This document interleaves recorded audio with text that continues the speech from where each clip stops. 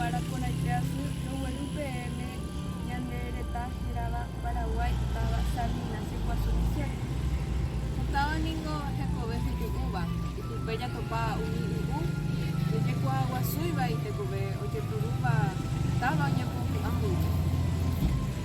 Checherera Blanco Ortigosa ha'eténiko Ateneogua peteĩ ha'avy primer año cheinunguéra ha'e Liz Elena Adriana romoñe'ẽta peẽme ykua Cajonegua ojepuruva'ekue og̃uahẽrõguare jesuitakuéra Paraguáipe jaikuaave hag̃ua roñomongetáta hogar Quereguando.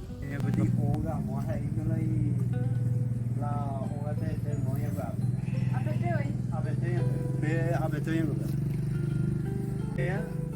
o servía con los vecinos uno oye ujaguaja otro oye yaguao porque mala no llega contamina la propietaria de algún lugar era doña Alejandra Díaz.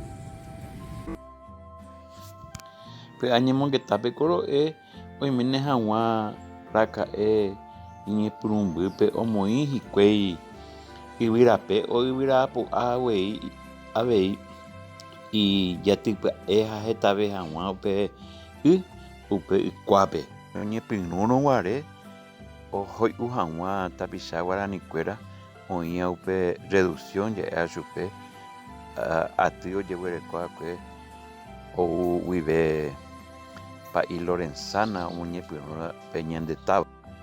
Oĩ yvyramata guasu umi urunde'y ho'ávakue ymahe ajagueru upeahe ha'ekuéra oforma ojapo hag̃ua la pared, la cajón y profundidad de más o menos de 80 centímetros. Ojo yvyguývoto. Acá pe urunde'y ha'ekuéra colocar los 4 ombollados yohe ohejápe mbytépe peteĩ diámetro de 2 por 2 pe. Upea ombojo'ajýpe urunde'y o calza ha'ekuéra onkastra ojohe katu hag̃uáicha ani la y operde